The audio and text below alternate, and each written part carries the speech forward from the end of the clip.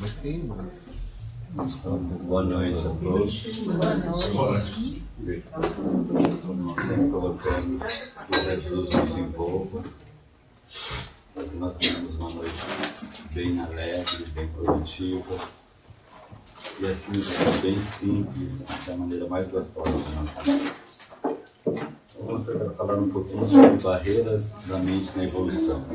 Alguns momentos nós vamos passar meio rápido para não se tornar cansativo, para nos determos em outros. É interessante respeitarmos a hora. Começou com Evagrio Pontico, um monge que, quando ele foi para o deserto do Egito, no monastério, ele percebeu que os monges e a comunidade sofria do que ele passou a chamar doenças da alma. É interessante esse nome, né? Doença. Doença é uma coisa que a gente pega e cura, né? Modifica, dinâmico.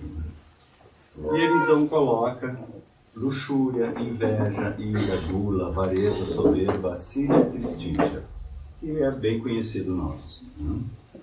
Mais tarde, o Papa Gregório o Grande, 200 anos depois, transforma em tentações e mais tarde aí ele transforma em pecados. Já modifica um pouco a característica, embora pecado seja aquilo. E no momento que ele se envolve, a gente tende a fazer outros estragos também, essa ideia do pecado. Né? Mas aí ele une tristícia e assídia, que estariam ligados um pouco também à depressão, e insere preguiça. E nós vamos depois olhar que isso aí está bem coerente. Então são os nossos famosos 7 pecados capitais. Nós vamos abordar só alguns aqui, até pelo nosso tempo, e de preferência aqueles que nós não temos nem um pouquinho, né? Como por exemplo a inveja, nós não sofremos disso nem invejamos, né? A plantinha dela que cresceu um pouquinho mais que a minha, mas enfim, né? Isso acontece, né? Inveja é tristeza pela felicidade do outro, o outro ter o que eu não tenho, o que ele não tem, né? Nós vamos encontrar na história Salieri, que praticamente matou Mozart pela inveja. Caim matou Abel porque Deus olhou para o pastorzinho em vez das frutas que o Caim colocou. O Israel, o pai dele adorava ele, era o filho mais jovem de 9 irmãos, aí deu uma túnica de 9 cores para eles, os irmãos morreram de inveja, certo? Uma coisa de 9 cores era o máximo, era o Porsche da época, né? E venderam ele como escravo, né? Nós éramos muito queridos na época. Né? E na Grécia vem o famoso ostracon. Ostracon eram cacos de cerâmica que escrevia. E existia, principalmente em Atenas, um processo em que tu escrevia o nome de alguém no caco de cerâmica, colocava numas urnas na frente do palácio, e aquela pessoa que fosse mais eleita, vou pegar uma que fosse mais, obrigado, que fosse mais eleita, vamos dizer assim, era obrigado a sair da Grécia por 10 anos. Não era uma desonra isso, mas se ele não saísse em 15 dias após a eleição de saída, era condenado à morte, ele não tinha volta. E entrou para a história, ficava 10 anos fora, ou seja, caía no ostracismo, que nós já ouvimos falar bastante. Né? E entrou para a história o Aristides, o Justo, e olha que interessante, já entrou para a história com esse nome, porque ele era um cara super legal, super dinâmico, sempre ajudando, sempre tentando dar uma força para todo mundo. Aí disseram para ele, olha, estão botando o teu nome lá no Ostracon. O meu nome não deve ser. Aí ele ficou por lá, viu um cara escrevendo, chegou perto, olhou, Aristides. Disse, puxa vida, né? Disse, escuta, tu conhece esse cara? Não conheço, mas o que ele fez? E ele disse assim, olha, ele não fez nada de errado, mas sempre me dizem que ele é maravilhoso e só faz coisas nobres. Isso me irrita muito. Olha só como é que a gente é. Uma natureza tipicamente humana. Né? No islamismo se coloca que a inveja destrói as boas ações, como o fogo destrói a madeira seca. E Maomé coloca a Mashallah, a vontade de Deus. Né? Existem amuletos para afastar mal olhado, né? Se vocês botarem no pescoço sal grosso, figa, pimenta, né? Ferradura. Mas quem já leu o Livro dos Espíritos sabe, né, que Kardec é categórico em dizer que os amuletos não têm valor nenhum. O que pode valer é se a pessoa acredita naquilo. Né? Se ela acredita, a crença dela vale, mas o amuleto não. Mas eu trouxe um amuleto para atrair uma olhada e esse vale, pessoal. Posta no Face que é feliz. Então, maravilha. Bota um casal, feliz, uma viagem linda, assim. Estão se separando em um mês. A inveja vem de invidere, não ver a si mesmo. Né? E Dante, a ausência do conhece a ti mesmo. E Dante Alighieri, naquela famosa obra, A Divina Comédia, ele coloca os invejosos no purgatório com os olhos costurados com arame. É uma imagem forte, né? São imagens simbólicas, mas é bem essa ideia de não se enxergar e ficar futricando no outro. Né? Por que ela se torna amarga, me irrita? Porque mostra que aquela riqueza, beleza, inteligência é maior que a minha. E isso me perturba. Mostra o espaço vazio em minhas conquistas. Me faz pensar meus fracassos. Né? E aí toma-se como rebeldia porque é o convite da vida para me crescer. Por que ele é assim? Porque ele levanta às 5 da manhã, deita à meia-noite, trabalha, estuda, faz, mas até tudo isso, não, tá melhor que ele morra, porque senão eu vou ter que fazer tudo isso. Perturba a minha zona de conforto. A inveja como projeção, ou seja, tanto quando a gente sente que está sendo invejado, que se vocês perceberem, nós nunca invejamos, nós só somos invejados. É meio curioso isso, né? Mas na verdade, quando a gente sente, a gente está se fixando no outro. Né? Ou o outro está me invejando, eu estou me perturbando com isso, o vizinho está me olhando, né? Eu saí com o meu carro novo e o vizinho ficou olhando. Se ele ficou me olhando e eu sei disso, é porque eu também fiquei olhando para ver se ele estava olhando. Né? Então, na verdade, é mútuo o processo. Né? E me impede de ser feliz porque a minha felicidade torna dependente do outro. E não, a nossa felicidade não é para ser dependente de ninguém, é uma construção interna. Nós gostamos muito do chamado Clube do Bolinho. Né? Então, a gente está sempre fazendo ligado a associações e coisas, porque elas nos promovem. Né? Então, eu sou presidente da Associação de Bocha da Praia de Siriri. Puxa, que importante isso, né? E esse aqui é o nosso palestrante que faz palestras sobre bocha em todo mundo. Que interessante. E a gente se perde nessa coisa do título, da coisa, né? E o pior, para te participar disso, tu tem que entrar no Clube do Bolinho. Né? Eles fizeram uma pesquisa nos Estados Unidos que diz assim, a conclusão da pesquisa: não importa quanto que eu ganho, importa que eu ganhe mais de quem está ao meu redor. Olha como a gente viaja mesmo, assim, né? Então, se o camarada comprou um iate, se o camarada comprou um jatinho, a gente não está nem aí agora.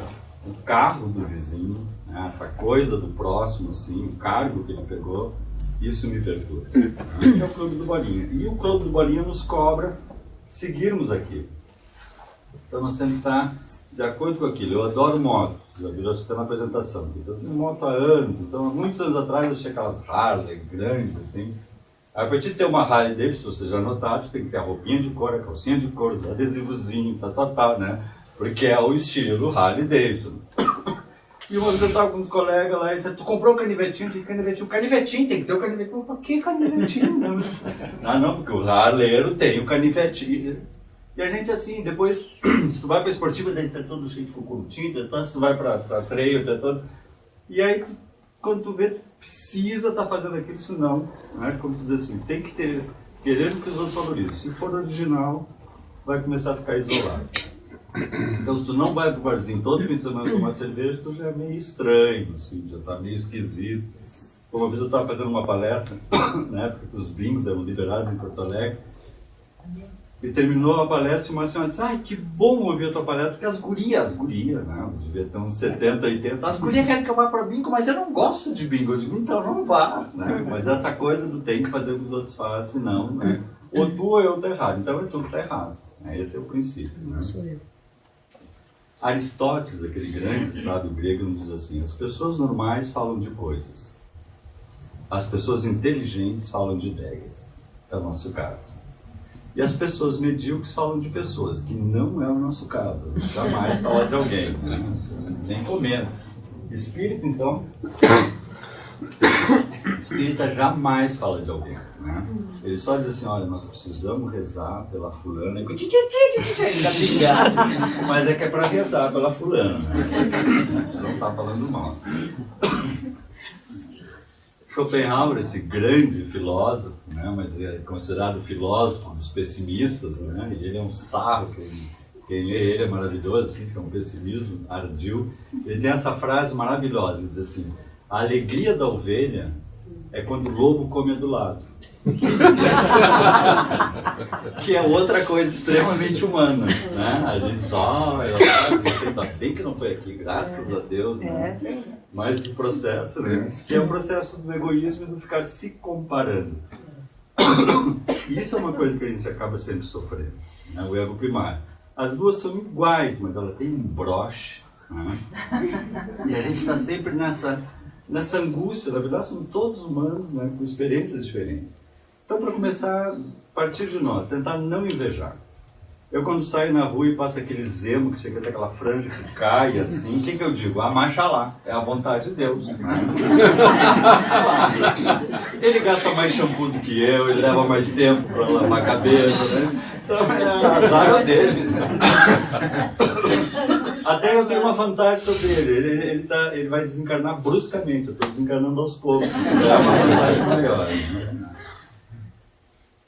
A incompreensão, né, e a inveja naturalmente vão seguir a nossa caminhada dentro da família, né, dentro da própria família espírita, dentro do trabalho, amigos, vizinhos, né? Mas como nos diz Emmanuel, o Chico sempre dizia isso também, né, o crescimento é sempre solitário, né? Então, por mais que teu filho, tua esposa te amem, teu caminho é pessoal, né? E Emmanuel nos coloca assim, quando estiveres na porta estreita, dilatando as conquistas da vida eterna, irás só. Não aguardes teus amigos, não te compreenderiam. No entanto, não deixe de amá-los. São crianças, e toda criança teme e exige muito. Que coisa linda essa frase do Emmanuel, né? Então faz parte, assim como alguém já está lá adiante caminhando e nos amando e nos compreendendo. Não sei. Então ser livre, né, se desconectar e crescer como pai. Vamos falar um pouquinho sobre a ira, esse raiva, ódio, né, que nós vamos encontrar na Bíblia, em várias cenas. Moisés, ele quando subiu para receber os 10 mandamentos, já fizeram um clube do Bolinha ali embaixo, né, do bezerro de ouro, já tinha o presidente do clube do Bolinha, a mesma coisa, né? Ele ficou tão bravo, se irou, que ele jogou as tábuas no chão, quebraram, eram 20 mandamentos, eram só 10. Não, eram 10 mesmo. Mas é esse mecanismo da ira, né? Desse impulso que a gente tem, né? Na Guerra de Troia, a gente vai ser meio rápido aqui. Os Estados Unidos é a mais alta taxa de frequência à igreja. Eles realmente vão à igreja, vão ao culto, né? Mas é a mais alta taxa de homicídios per capita do mundo. A maior população carcerária per capita do mundo. 1.800 agressões graves, muitos com homicídios, por semana. Por quê? Porque eles têm a cultura da superioridade. Eles são criados dentro da ideia de que eles são superiores ao mundo e têm que ser superiores entre si. Então qualquer coisinha eles saem no soco e aquela coisa. E por que também isso?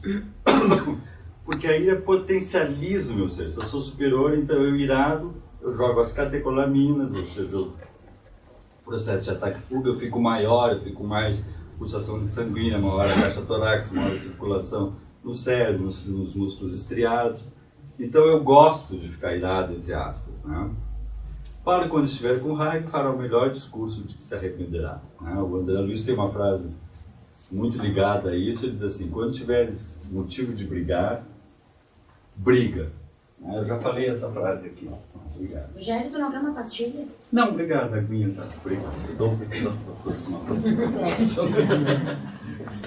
Luiz, né? Psicografada pelo Chico Xavier, quando tiveres motivo de brigar, briga. Pena que não é ponto aí, é vírgula. Mas deixe para brigar no dia seguinte. Porque o tempo e a reflexão darão outra conotação à tua briga. Ai, não tem graça, eu queria lindo, né?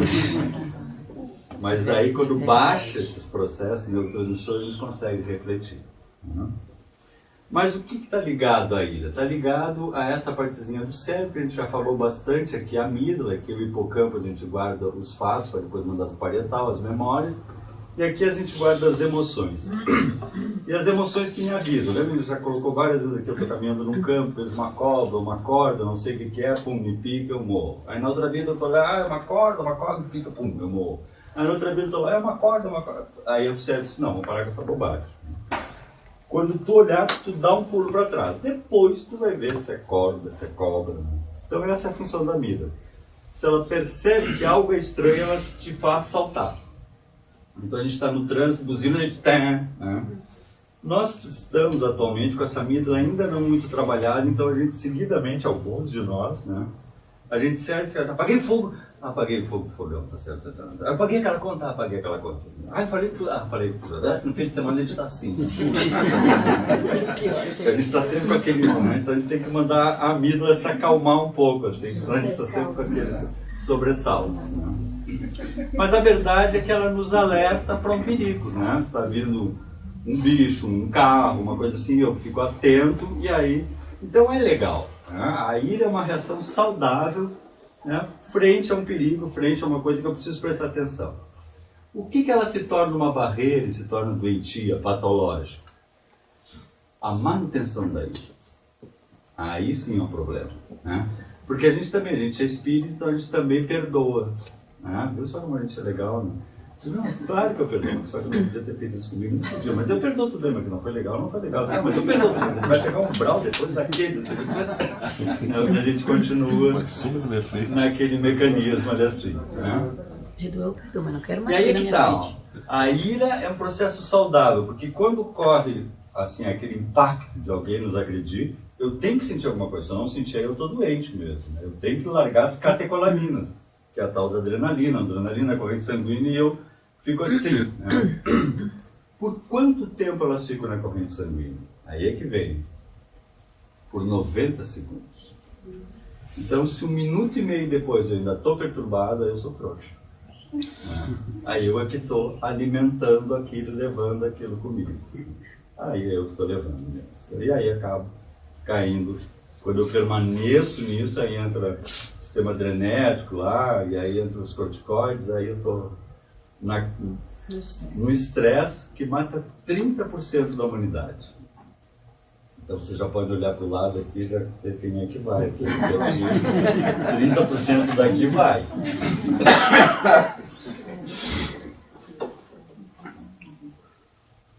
Em Washington foi a primeira vez que se falou em insanidade, né, temporária, né, e a perda da razão, portanto. Né, e os espíritos já nos colocam, o Evangelho, observam como vem contender. Eles tomam passe, assistem palestra, mas agora despojai-vos também de todas essas coisas, da ira, da cólera, da malícia, da maledicência, das palavras tortas de vossa boca. E essa frase de Pedro, que era aquele amorzão, é lindo. Mas se padeceis como cristão, não se envergonhe. Antes glorifique a Deus nessa parte. Porque às vezes a gente perdoa, fica quieto e diz, mas eu no lugar teria feito isso, eu teria feito aquilo. Mas como tu é trouxa, como tu é... Deixa chamar de boa. Deixa chamar de trouxa. Porque eu estou numa boa. Né? E esse é o processo. Eu estou em paz, eu estou numa boa. Né? Não entrar naquela faixa. Né? Então deixa chamar de boa. Né? Olha Emmanuel novamente, o cristão é um ponto vivo de resistência ao mal onde se encontra. Pensa nisso e busque entender o significado do verbo suportar. Olha que lindo isso. Suportar a nossa construção, não é suportar o outro. Eu tenho que suportar o outro, não é o outro. É suportar a minha inferioridade, senão não sou deixar de ser bicho, né?